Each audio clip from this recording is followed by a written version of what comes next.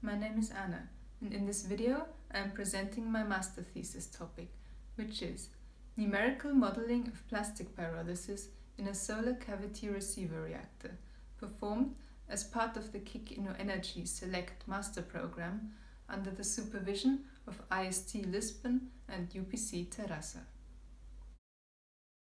This is a picture I took while I was in Delhi, because it's something very typical that you see in India. Whenever there's a bit of nature in or near a city, people use it to throw their rubbish, and the plastic just sits there and doesn't decompose.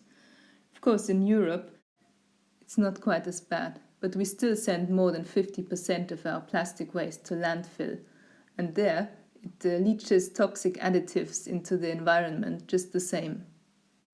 Of course, some people have found other innovative ways of getting rid of their plastic waste, like dumping it into the rivers and oceans, where it kills millions of marine animals each year. And all this despite the fact that waste plastic actually has quite a lot of energy content still left within it. It actually has more energy than coal, firewood and methanol. But the problem is that it's a bit difficult to make use of this energy. And so people just end up dumping it. So let's have a quick look at the current technologies for utilizing plastic waste. Recycling, of course, is very good for the environment. However, unfortunately, it's not very profitable. In fact, it has to be subsidized most of the time. And for many plastics, it's not even possible at all.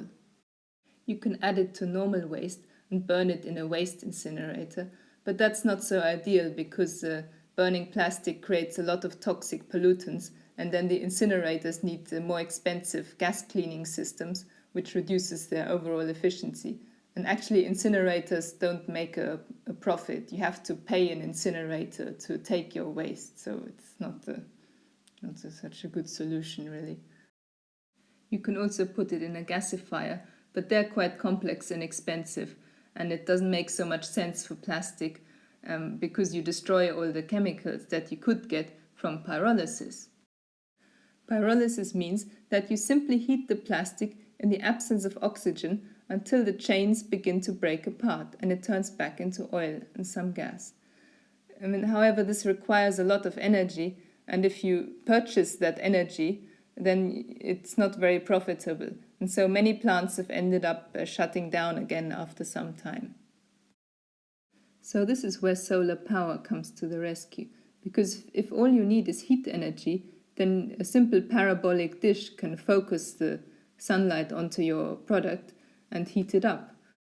So in my thesis simulation, I was assuming that the plastic simply sits in a well-insulated cylindrical cavity with a window at the top, and I tried to determine how well this will work, because of course the problem is that a lot of plastic is transparent and doesn't absorb any sunlight. But if it's about 50% each colored and clear, and if you granulate it to 3 millimeters diameter particle size and mix it all well together, then enough heat is transferred from the colored plastic to the clear plastic that they decompose together. Just a bit gets left at the end, and you see that's why the losses get very high at the end. But you can just stop it there, and then the losses are only a few percent.